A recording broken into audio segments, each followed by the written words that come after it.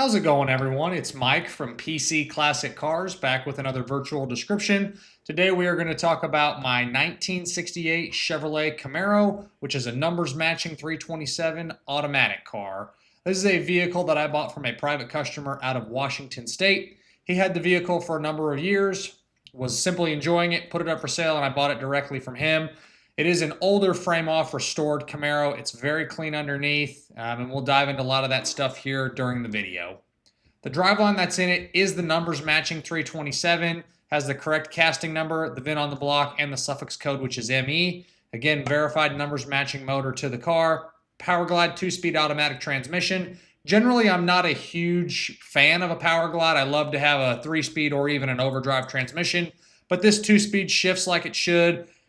Cruises down the road. If you're looking for a good cruiser with decent power on a 327, this is a great car to hop in and go cruising. Power steering, and then you do have upgraded power 4-wheel disc brakes. Brakes stop really, really well, and just overall, cosmetically, mechanically, interior, exterior, just a really well, older done car. On your exhaust system, you do have manifolds, dual exhaust. It's a stock style muffler set, and then full tailpipes. Not too terribly loud going down the road, but it does have a good exhaust note to it. This is a non-AC Camaro. It is heat only. If someone wanted to, vintage AC is going to be your best friend for adding aftermarket AC. You do have an aftermarket Edelbrock aluminum intake and an Edelbrock carburetor with an MSD setup on it as well.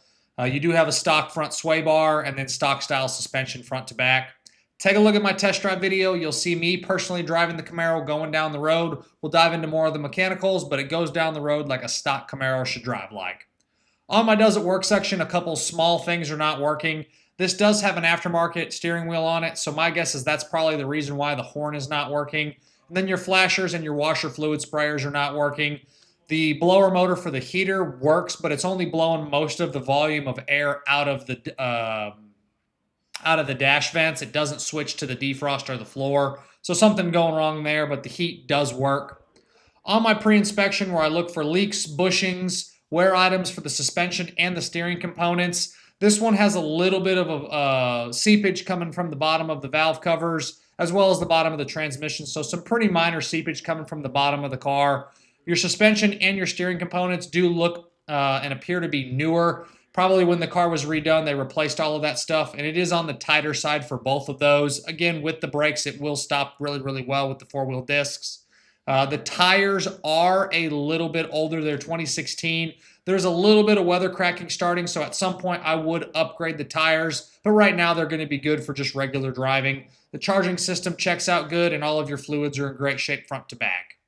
On the exterior, it has been repainted in the original color, which is code D. It's a grotto blue car. Love that color on these. It's almost like a baby blue. Looks really nice. You do have some smaller imperfections on the sail panels, other little miscellaneous imperfections and touch-ups in the paint.